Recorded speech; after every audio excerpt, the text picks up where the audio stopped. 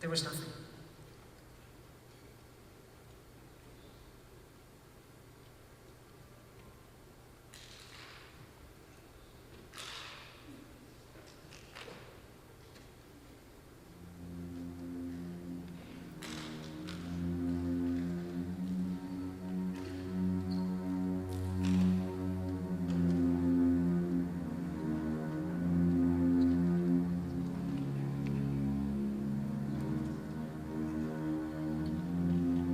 At sunup, a second MAF pilot was sent to fly over Palm Beach.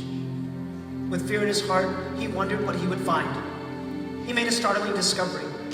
At 9:30, he radioed back the unthinkable. The Piper was spotted on the beach with all of the fabric stripped off. No sign of the fellows. It was time for outside help. The message was flashed around the world. 5 men missing in Auca territory.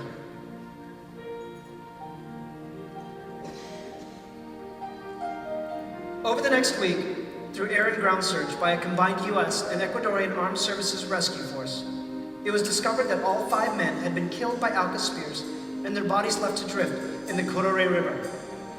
4 were buried in a mass grave on Palm Beach. The 5th was never recovered. Fellow missionary Frank Drown bravely led the search party. They collected the men's personal effects from their camp and the river and brought them home. The wives sat calmly and received, at their request, and with peace in their hearts, every detail of what was found and what was known of that last day on Palm Beach.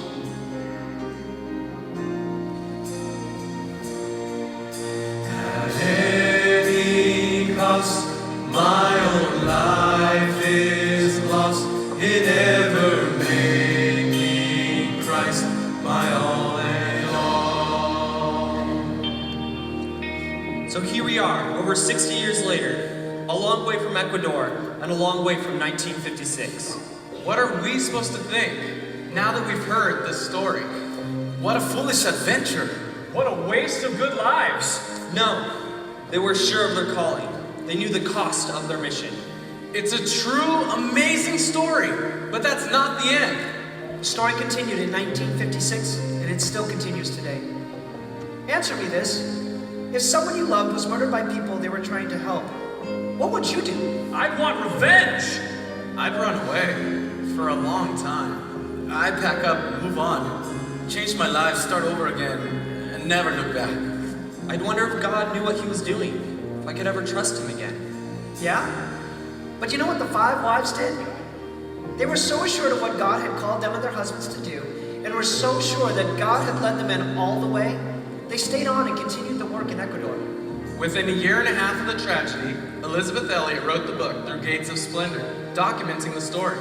And 40 years later, Olive Fleming wrote Unfolding Destinies, sharing her and Pete's story. And as circumstances unfolded, Elizabeth, along with her daughter Valerie and Nate Saint's sister Rachel, found a way to reconnect with the Aucas, even going to live with them and meeting the very man who had killed her husband. The light of the gospel of Jesus Christ started to shine, and the Auca's new understanding that the innocent blood of one pays for all helped bring an end to the hopeless cycle of revenge killings that had threatened their very existence. All 6 of the killers came to believe in the gospel of Christ, along with many of the Auca tribe.